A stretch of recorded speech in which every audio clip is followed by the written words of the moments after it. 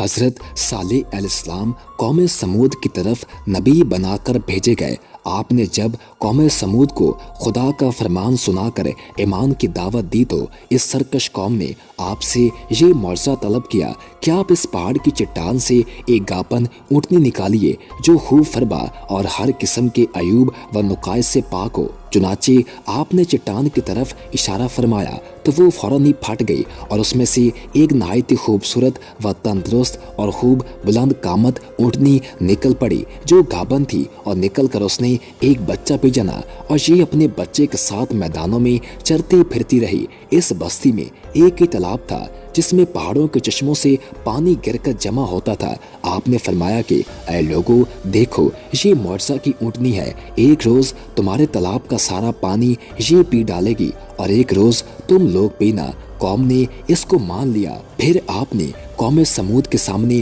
یہ تقریر فرمائی کہ اے میری قوم، اللہ کو پوجو، اس کے سوا تمہارا کوئی معبود نہیں ہے۔ بے شک تمہارے پاس تمہارے رب کی طرف سے روشن دلیل آئی، یہ اللہ کا ناکہ ہے، تمہارے لیے نشانی دو، اسے چھوڑ دو کہ اللہ کی زمین میں کھائے اور اسے برائی سے ہاتھ نہ لگاؤ کہ تمہیں دردناک عذاب آئے گا۔ چند دن تو قوم سمود نے اس تکلیف کو برداشت کیا کہ ایک دن ان کو پانی نہیں ملتا تھا، کیونکہ اس دن تالاب کا سارا پانی اونٹنی پی جاتی تھی۔ اس لیے ان لوگوں نے طے کر لیا کہ اس اونٹنی کو قتل کر ڈالیں۔ چنانچہ اس قوم میں قطار بن سالف جو سرخ رنگ کا بھوری آنکھوں والا اور پستہ قد آدمی تھا اور ایک زناکار عورت کا لڑکا تھا، ساری قوم کے حکم سے اس اونٹنی کو قتل کرنے کے لیے تیار ہو گیا۔ حضرت صالح علیہ السلام منع ہی کرتے رہے، لیکن قطار بن سالف نے پہلے تو اونٹنی کے چاروں پاؤں کو کاٹ ڈالا، پھر اس کو ذبح کر دیا اور انتہائی سرکشی کے ساتھ حضرت صالح علیہ السلام سے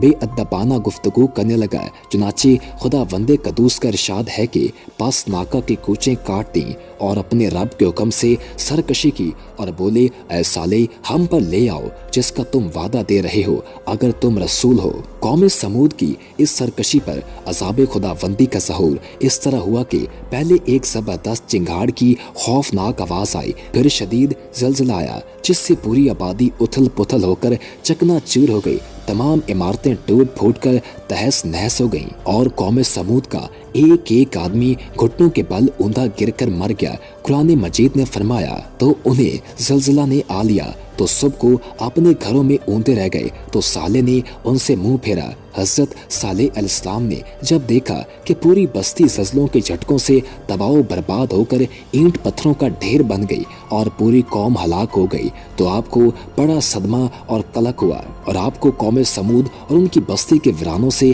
اس قدر نفرت ہو گئی کہ آپ نے ان لوگوں کی طرف سے منہ پھیر لیا اور اس بستی کو چھوڑ کر دوسری جگہ تشریف لے گئے اور چلتے وقت مردہ لاشوں سے یہ فرما کر روانہ ہو گئے اے میری قوم، بے شک میں نے تمہیں اپنے رب کی رسالت پہنچا دی اور تمہارا بھلا چاہا، مگر تم خیر خواہوں کے غرضی ہی نہیں۔ خلاصہ کلام یہ ہے کہ قوم سمود کی پوری بستی برباد و ویران ہو کر کھنڈر بن گئی اور پوری قوم فنا کے گھاٹ اتر گئی کہ آج ان کی نسل کا کوئی انسان روئے زمین پر باقی نہیں رہ گیا۔